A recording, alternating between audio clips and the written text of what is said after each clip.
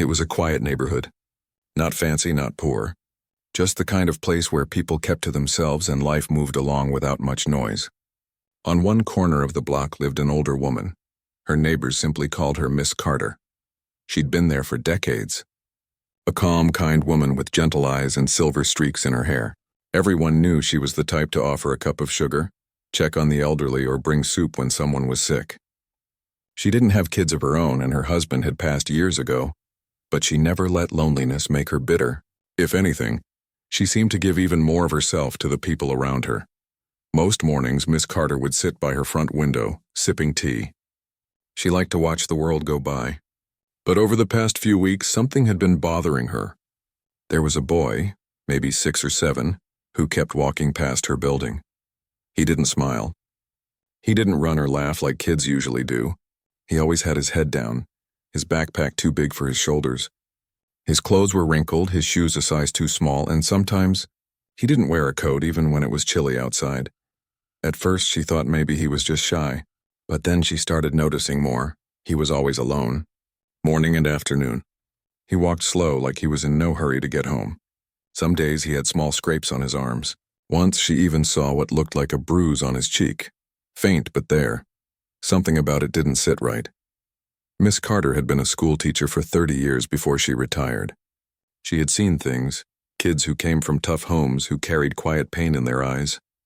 And this boy, he had that same look, that same silence. One afternoon she baked some cornbread. As she stepped outside to water her plants, she saw the boy again. He was sitting on the steps across the street, his legs pulled up to his chest.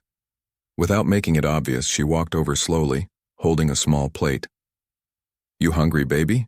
she asked, her voice soft. The boy didn't speak, but he looked up at her. His eyes darted left, then right, like he was checking to see if anyone was watching. Then, without a word, he nodded.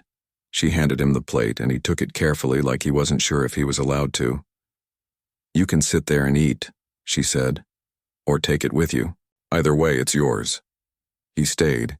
He didn't say much, just ate quietly. She didn't ask too many questions that first day. Just told him her name and that if he ever wanted another piece, she'd be around. Over the next week, she saw him again. And again. Some days she'd hand him a sandwich. Other days, just a warm drink. Slowly, the boy started to open up. Not with stories, but with small smiles, a nod here and there. It was like he was testing the waters. Like he didn't know if he could trust her yet. One day, after she gave him a small carton of milk and a banana, she noticed him limping. "You hurt your leg?" she asked gently. He shrugged. "Tripped." But she wasn't sure she believed him. Still, she didn't push. Instead, she kept showing up. Kept offering food, warmth, and safety. In little pieces every day. Then one evening there was a knock at her door. It was almost dark outside and she wasn't expecting anyone. She opened the door. And there he was, soaked from head to toe. No jacket, his backpack was missing. His lips were trembling. "Can I stay here for just a little while?" he asked, barely above a whisper. She stepped aside immediately. "Of course you can. Come in, baby. Come in." She wrapped him in a towel, made some tea, and gave him dry clothes. An old pair of sweatpants and a sweater that used to belong to her late husband. After he warmed up a bit, he sat quietly on the couch. She didn't ask him anything right away. She just let him sit safe and still for the first time in who knows how long. Finally, he spoke. "He hit me again." Her heart sank.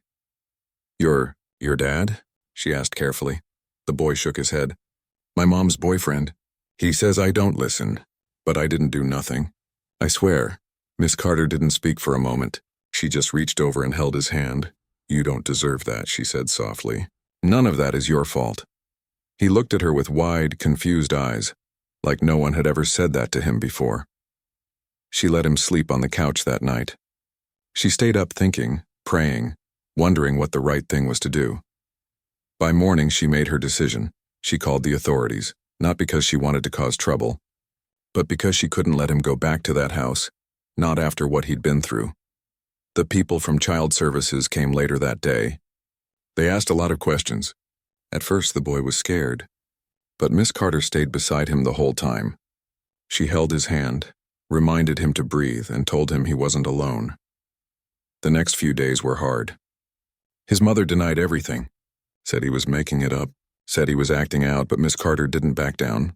She gave her statement, told the truth, told them what she saw, what the boy had told her, and what she believed was happening behind closed doors.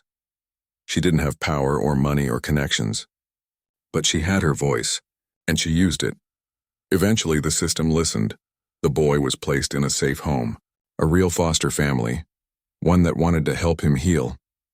Before he left, he came to say goodbye. He held on to Miss Carter like he didn't want to let go. "I'll write to you," he said, and he did. Once, a small postcard. No return address, it said, "Thank you for saving me."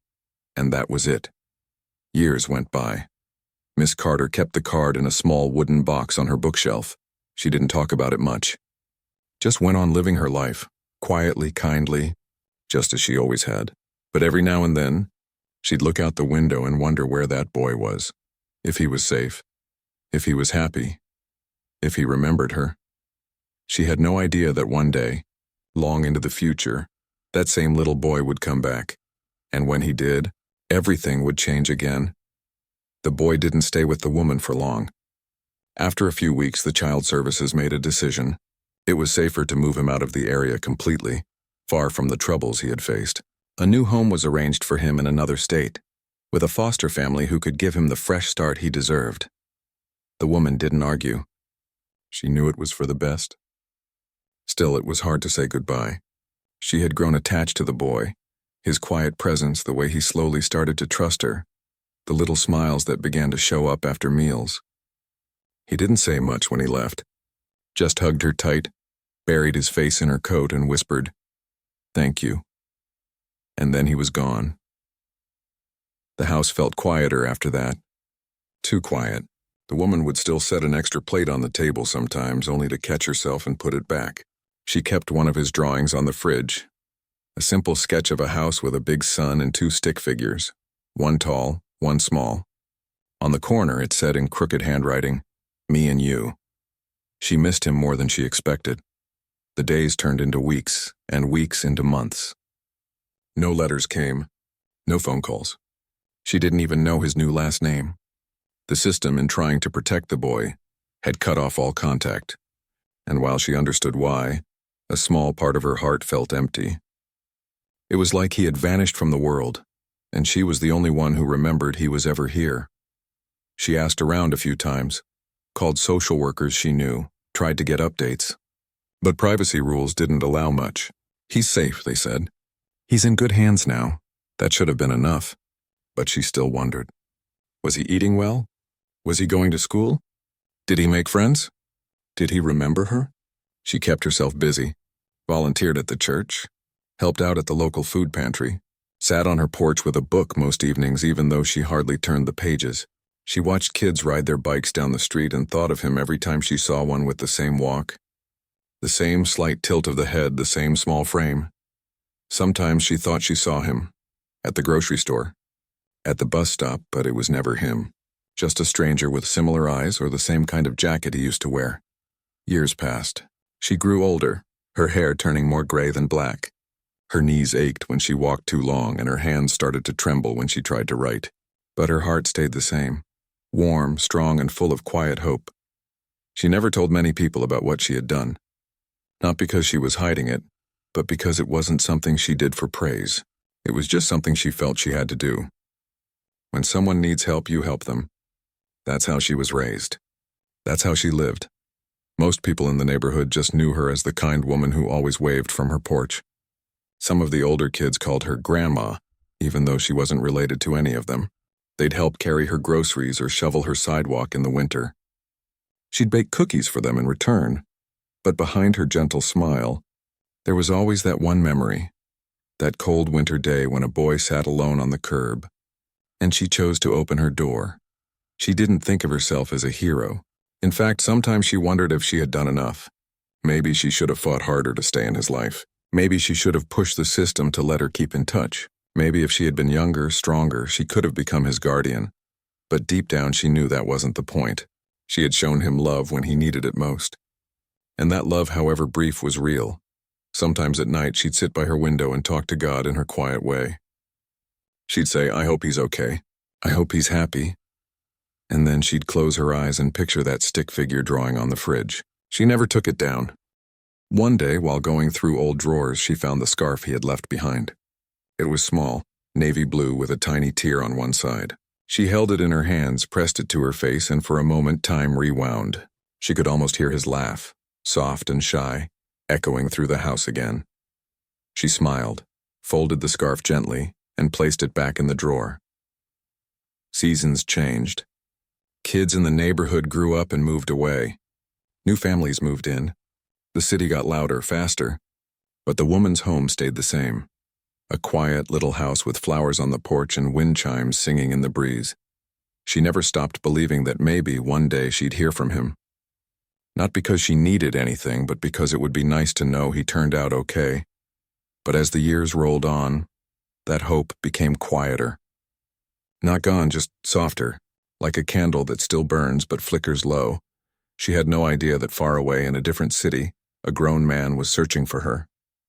That every few months he'd check online databases, call old offices, ask questions. That he remembered her name, her face, her voice. That he had kept a photo of the two stick figures, scanned, and saved in a folder on his computer labeled My Angel. She had no idea that the kindness she showed for just a few weeks had planted something deep inside him, something that shaped who he became. To her it had been a short chapter. To him it was the beginning of everything, and so life went on. One day at a time. The woman woke early, watered her plants, fed the birds, and still sat on her porch in the evenings. People waved as they walked by. She always waved back. But in the quiet moments and when the wind rustled the leaves just right, or a child laughed in the distance, she would still think of him and she would smile. She never expected anything in return. She never needed thanks or recognition. She had only wanted to do the right thing. And in a world that often feels cold and hurried, that small act of love, the choice to open her door, was more powerful than she ever realized. Years had passed since the day Daniel left. He didn't say much when he walked out, just a quiet thanks and a quick hug before disappearing down the street with a worn-out backpack and no clear plan. Miss Evelyn watched him from the porch, holding back tears. She'd always known this day would come, but she never imagined it would hurt this much.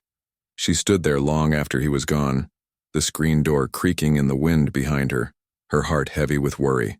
Where was he going? What would happen to him? Would he remember everything she tried to teach him? All she could do was pray, and she did. Every single night at first he called once in a while. Quick check-ins, a few words here and there. Sometimes a postcard would arrive with no return address, just a short note. Doing fine. Hope you're okay. D. But slowly, even those stopped coming. The phone calls stopped. The letters stopped. Silence moved in like an old unwanted guest. People in the neighborhood asked about him now and then. He doing okay?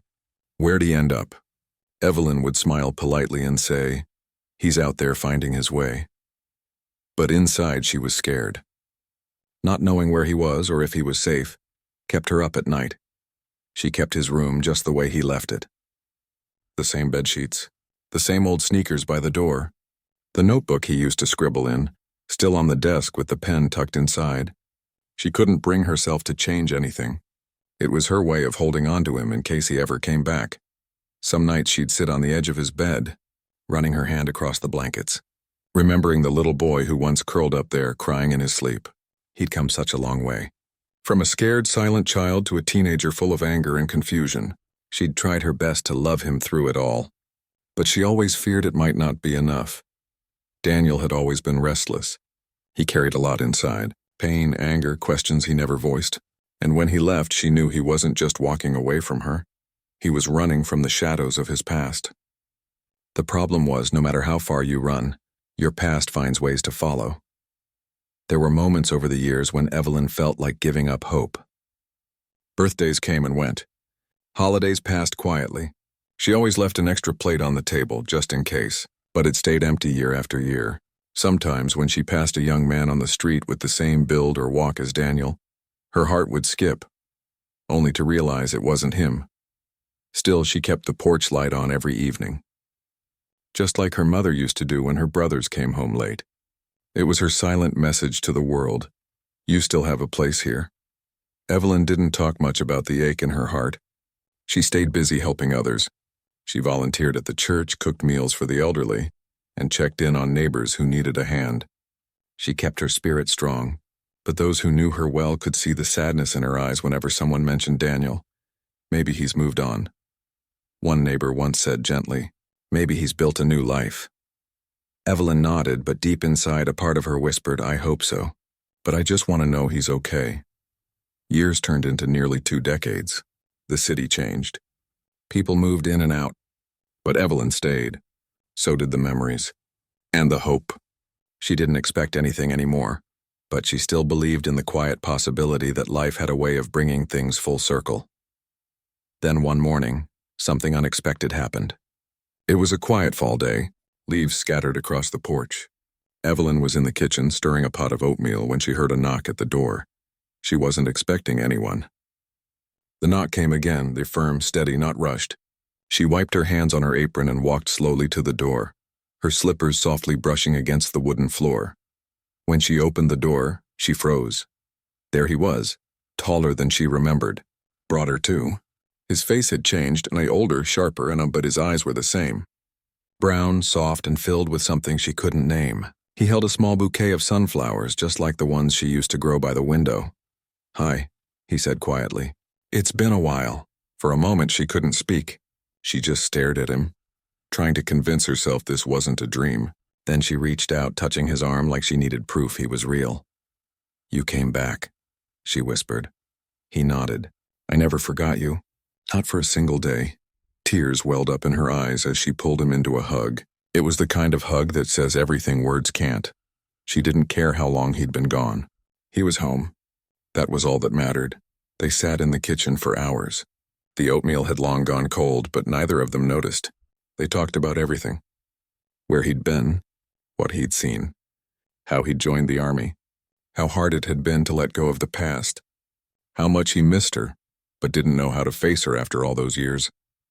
I thought maybe I disappointed you, he admitted. I made mistakes. I got lost for a while.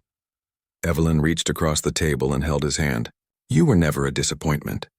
You were just hurting, and I never stopped loving you. He smiled, eyes watery. You saved me back then. I didn't understand it at the time, but you did. And everything good I became started with you. Evelyn listened, quietly amazed at the man sitting in front of her. He spoke with confidence now. Calm. Steady. There was peace in his voice that hadn't been there before. He told her about the counseling sessions that helped him finally open up. The mentors who guided him. The night he sat alone in a bus station, broke and exhausted, and remembered her voice saying, You're not broken. You just need time. That night changed me, he said. It made me want to try again. And I did, they laughed. They cried. They shared memories. He even joked about her cooking. Still as good as he remembered, maybe even better. Evelyn felt like a piece of her had finally come back to life. Later that evening, as the sun dipped low, they sat on the porch together, wrapped in an old blanket. She asked him if he had family now. He said not yet, but he hoped to. He wanted to build something solid like what she gave him. Then he told her something else, and something that left her speechless. I work with kids now, he said. Boys like I used to be, hurt, angry, lost, I help them find their way. Because someone once helped me. Evelyn looked at him, pride glowing in her eyes. In that moment, she knew something she had always hoped to be true. Her love hadn't been wasted. It had taken root, quietly and slowly, and now it was blooming in ways she never imagined. That night, before heading to bed, she turned off the porch light for the first time in years.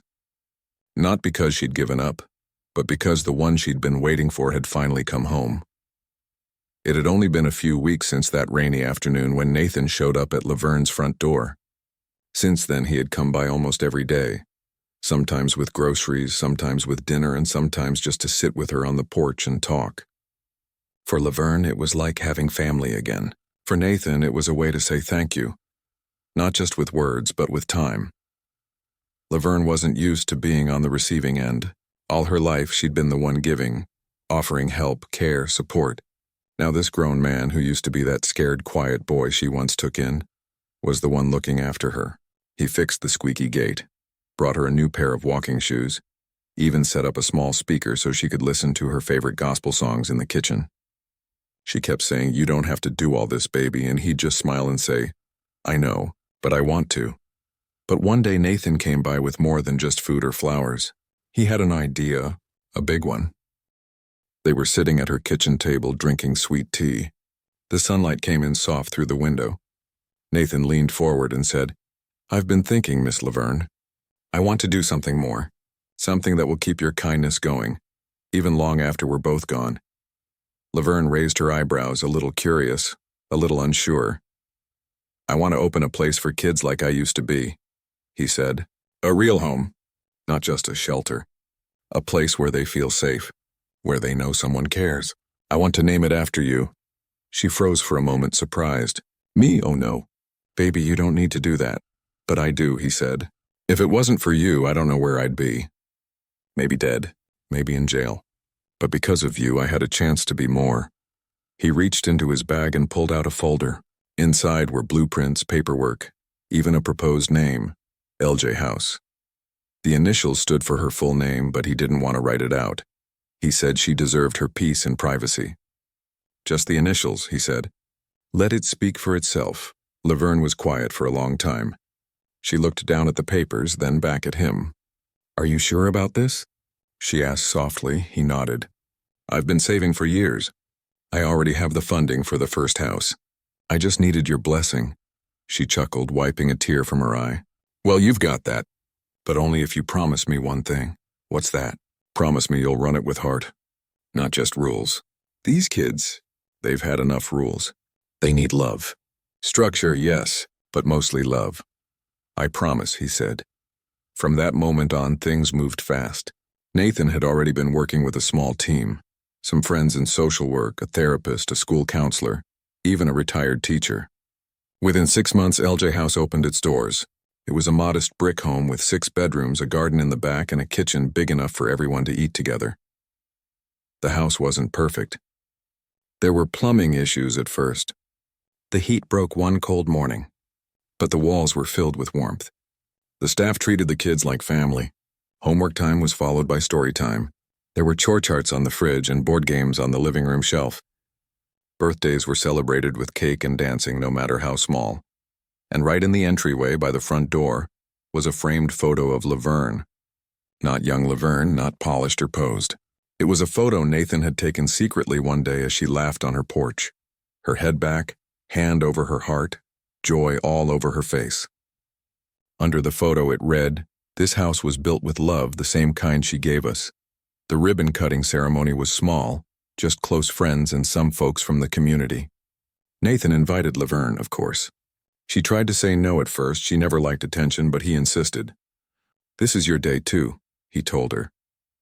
When she arrived, wearing a soft lavender dress and her favorite silver earrings, the whole crowd clapped. Some people cried. A few came up to her, strangers thanking her even though they'd never met. A woman hugged her tightly and said, "You raised the man who's now helping my son." During the ceremony, Nathan gave a short speech. He kept it simple. "This home isn't about me," he said. "It's about second chances. It's about what happens when someone believes in you.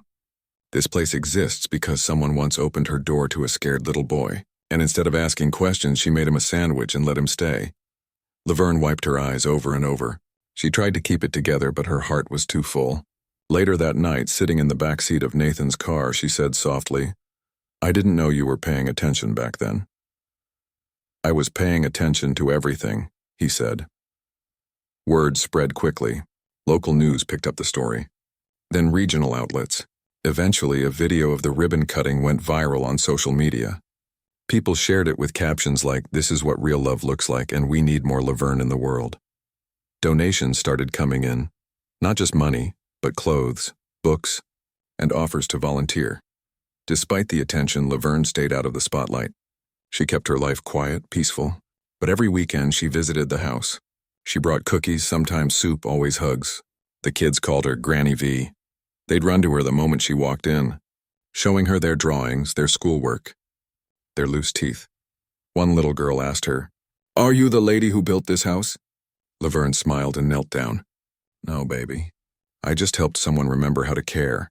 She became a symbol at LJ House, not just of generosity, but of what healing looks like when it's done with love and patience.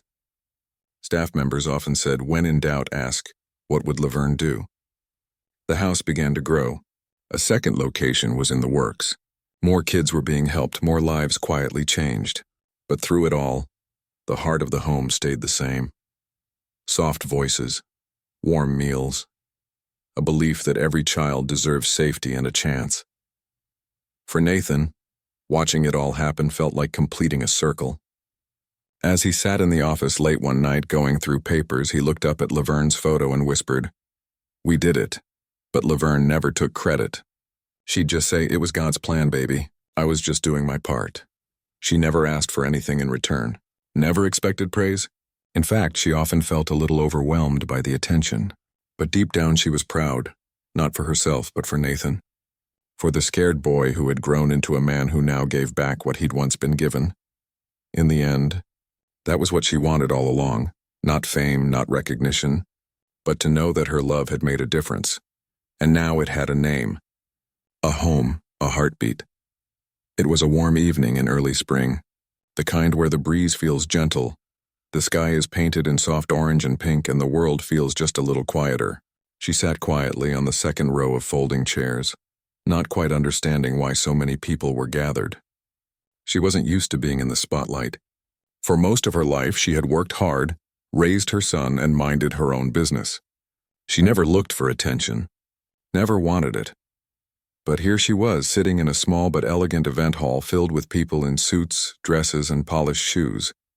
Cameras were placed near the back, and a woman with a clipboard had come by earlier to ask if she was comfortable, if she needed water, if she needed anything at all. It was also overwhelming. She had been invited, but no one told her exactly what was going to happen. They just said, "We're honoring someone special tonight. Someone who changed a life." She had smiled politely and nodded. Honestly, she didn't think they meant her. The man who had knocked on her door weeks ago, tall, grown, well-spoken, had told her he had something planned. But she didn't expect this. She didn't expect lights, or flowers, or people she had never met, clapping for her like they knew her. A soft tune began playing over the speakers. The lights dimmed just a little and the crowd grew quiet. Then that same man walked to the center of the stage. He wasn't nervous. He stood tall, confident, holding a microphone in one hand and a small note card in the other. But the moment he looked at her, his voice cracked slightly. Just for a second, he smiled, then began speaking. "Many years ago," he said, "there was a boy who lived in a place where laughter didn't exist, where meals weren't guaranteed, where bruises were easier to come by than hugs. He had no idea what love looked like. He didn't believe people were kind just to be kind." She knew where this was going. Her heart started beating a little faster. One day that boy met someone, a woman who didn't know him, who owed him nothing, who had her own problems, her own family, her own job, but she still saw him. She heard him crying, and she did something most people wouldn't. He paused for a moment, looked around the room, then back at her. She didn't look away. She didn't stay quiet. She stepped in. The room was so quiet now you could hear a pin drop. She felt her eyes welling up with tears but tried to blink them away. It had been so long since that time. So many years had passed, and yet she could still picture that small boy sitting on the stairs outside her apartment, shaking and alone. She hadn't thought much of what she did back then. She just knew it was the right thing. It was what any decent person should do. Or so she thought, but maybe not everyone would have done the same. The man continued. "That woman saved me. I was that boy. I remember the food she gave me. I remember how she wrapped my cuts. I remember how she talked to me like I mattered, even when I didn't believe it myself. I've never forgotten her. Not one day." At this point, she couldn't hold back her tears. A few people in the audience were already dabbing their eyes with tissues too. I was moved from place to place after that. New homes, new schools, new faces. But that one moment, those few weeks with her, changed how I saw the world. Because for the first time I saw kindness that expected nothing in return. He looked down at his note card, took a breath, then continued. "She inspired me to do something with my life, and today I stand here as someone who helps children like I once was. I run a center where kids can come when they feel unsafe, where they can be heard, where they can heal. There was quiet applause, nothing loud, just warm, respectful. He raised one hand and motioned toward a screen behind him. A slideshow began to play, pictures of children painting, smiling, eating together. The name of the center appeared, a simple name, but one that caught her breath. It was named after her. She gasped softly. "I couldn't think of a better way to honor the person who gave me my life back," he said. "And so today we launched the Community Foundation in her name. A place of second chances, a place of hope." The audience erupted in applause this time. People stood. Some clapped slowly and deeply. Others looked toward her with smiles, nods, even tears. She was overwhelmed. Her hands were shaking. She never thought she'd be the reason someone made something so beautiful. The man stepped off the stage and walked toward her.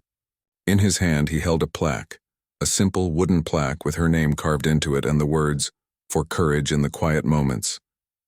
He knelt beside her and handed it to her with both hands, just as if he were handing over a treasure. "I just wanted to say thank you," he said quietly, only for her to hear. "You gave me something I didn't even know I needed back then. You gave me the chance to believe in people." She didn't say anything for a moment. She couldn't.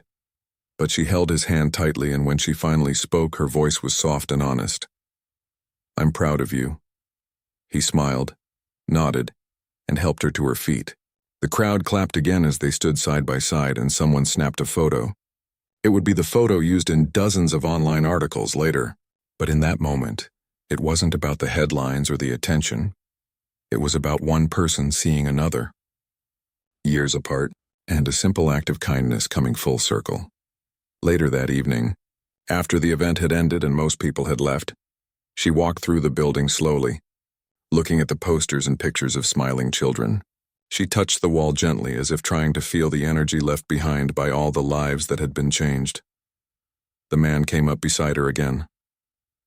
"I want you to come by any time," he said. "The kids would love to meet you." "I don't need any more thank yous," she said, smiling. "No," he replied, "but they need to know what strength looks like." She laughed softly. "They'll figure it out, just like you did." As she walked out into the night, the stars were just beginning to shine.